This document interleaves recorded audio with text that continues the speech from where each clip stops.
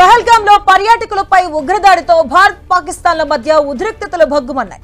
ఈ పరిణామాల వేళ పాక్ మంత్రులు రెచ్చగొట్టే వ్యాఖ్యలు చేస్తున్నారు. తాజాగా పాక్ మంత్రి ఒకరు కీలకంగా వ్యాఖ్యలు చేశారు. రానున్న 36 గంటల్లో తమ దేశంపై భారత్ సైనిక చర్య చేపట్టేందుకు ప్రణాళికలు రచిస్తుంది అన్నారు. దీనికి సంబంధించి తమకు ఖచ్చితమైన నిఘా సమాచారం ఉంది అన్నారు. పహల్గాం ఉగ్రదాడికి ప్రతిస్పందనపై సైనిక దళాలకు పూర్తి స్వేచ్ఛనిస్తున్నామంటూ భారత ప్రధాని మోదీ వెల్లడించిన వేళ పాక్ మంత్రి వ్యాఖ్యలు ఇప్పుడు సంచలనంగా మారాయి. ఉగ్రదాడి నేపథ్యంలో భారత్ తీసుకుంటున్న ప్రతి చర్యలపై పాక్ సమాచార శాఖ మంత్రి అతౌల్లా తరార్ అక్కసు వెలగక్కారు. ఈ క్రమంలోనే భారత్ పై కీలకంగా వ్యాఖ్యలు చేశారాయన. అంతేగాక తాము కూడా ఉగ్రవాద బాధితులేమనంటూ ముసలి కన్నీరు కార్చారు. పహల్గాం దాడిపై తటస్థ, పారదర్శక, స్వాతంత్ర దర్యాప్తునకు సహకరిస్తామని తాము ఇప్పటికే ప్రకటించామన్నారు. అయినా సరే భారత్ తమపై సైనిక చర్యకు సిద్ధమవుతుందంటూ ఆరోపించారు. దీనికి తమ నుంచి ప్రతిచర్య తీవ్రంగా ఉంటుందంటూ రెచ్చగొట్టేలా వ్యాఖ్యలు చేశారు.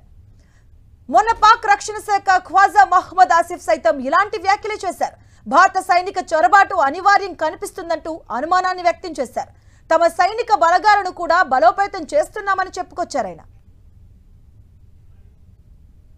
Pakistan has credible intelligence that India intends carrying out military action against Pakistan in the next 24 to 36 hours on the pretext of baseless and concocted allegations of involvement in the Pahalgam incident. That any such military adventurism by India would be responded to assuredly and decisively. The international community must remain alive to the reality that the onus of escalatory spiral and its ensuing consequences shall squarely lie with India.